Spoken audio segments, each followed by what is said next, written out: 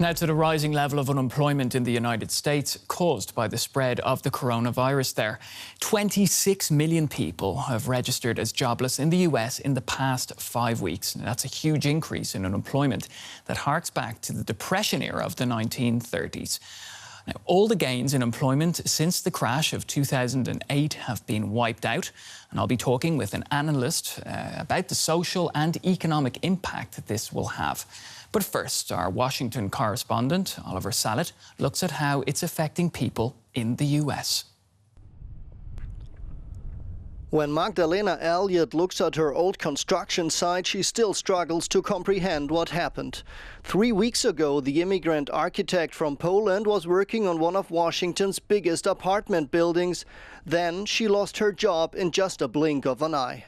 It's very challenging. It was very challenging actually to even enroll for unemployment. It took me 2 weeks of non-stop calling. Sometimes I was on a hold for 5-6 hours. In her 20 years in America, Magdalena was able to build a life.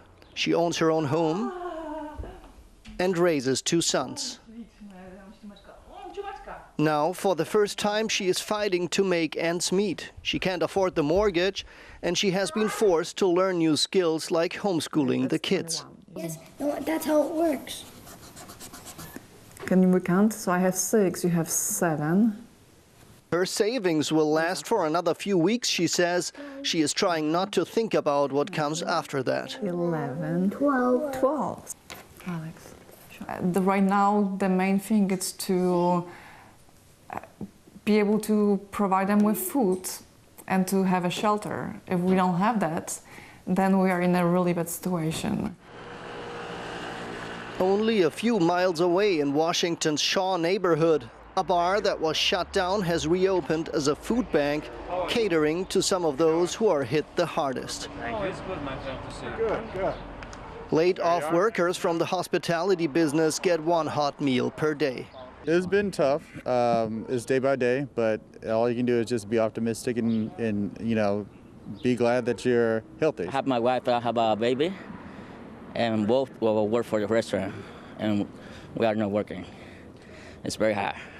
These are great people, and I appreciate everything they're doing. Like, it's helped me through some tough times. It could have been a lot tougher.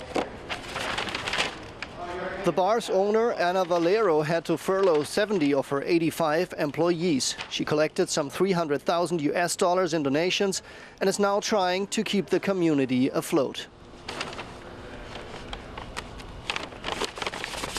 Here in DC, 1 in 7 workers is actually in the hospitality industry. So you're talking about a huge number of people who are suddenly hitting the public safety net programs. And so there have just been a lot of delays in them receiving the aid that they're applying for. Okay, how much is it? Magdalena Elliott, too, is still waiting for her unemployment aid. As a skilled worker, she hopes to find a new job once the crisis is over, but she knows that many Americans will not be that lucky. Max, can I see? Can I see? Okay. Well, I'm joined from New York by Teresa Ghilarducci, Professor of Economics and Policy Analysis at the New School for Social Research. Welcome, Teresa. We just heard how sudden unemployment is affecting the individuals in our report. But can you illustrate for our viewers how big of an impact it is on the US to have tens of millions of people lose their jobs in the space of just a few weeks? There's 2 impacts. One is that there's a loss of income from these people, but not as much as it was in the last recession. The Congress immediately boosted the unemployment benefits so that for many people, they will be getting more on unemployment than they were working. So in a macroeconomic sense, that helps mitigate the impact of the unemployment because there's income replacement. So that's the good news. But what it means for the longer term is not so good. We should have had a program like the Germans do, which keeps people connected to their employer, a payroll protection or payroll maintenance would have connected the employer and the employee during this temporary shutdown, this imposed shutdown. That would mean their return to work would be a little bit smoother, and the insecurity about what happens when the unemployment benefits would be less attenuated. And what does that insecurity do to people? It makes them stop spending, and that has a negative impact. Teresa, I'm just going to play a soundbite from President Donald Trump, who says the US economy will eventually return to what it was before the coronavirus crisis. Let's take a listen. I know a lot about economists, and the answer is they have no idea.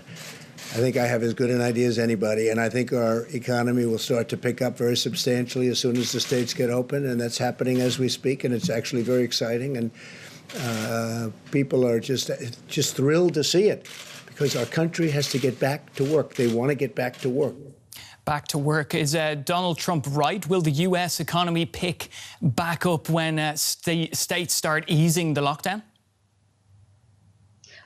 He's right, and I'm thrilled too. There will be a lot more employment, but it's going to be a lot more gradual than he suggests. This downturn is because of a health crisis. And right now, the economists are following the virologists. The public health officials are leading the way. They tell us that the return to work has to be gradual. We'll see it first in the factories. We'll see the return to work last in hospitality. Places that are essential and that can handle the safety the safety precautions will return back to work. I'm in the university sector. Older professors are told not to be in a room with more than 10 or 50 people. So our whole way of managing the return to work is going to be a lot slower than that optimistic quote.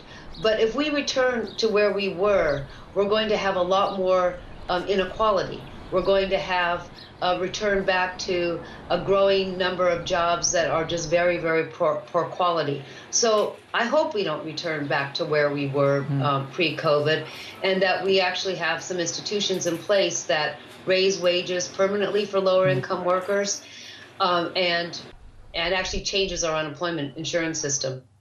Well, you know, you've mentioned some obviously very important issues there for people in the United States. But what impact will the high job loss figure have on, we'll say, industrial relations in the United States? Yeah, I was with 300 economists who deal with industrial relations. We asked just that question 2 days ago. We are forecasting that since unemployment is going to remain quite high, probably 10% for next year, that for many workers, they will have much less bargaining power. And employers that emerge and survive from this recession will actually have more bargaining power. We're seeing the biggest and wealthiest employers kind of winning from this recession. Amazon, Google, Facebook are all getting richer and more cash rich.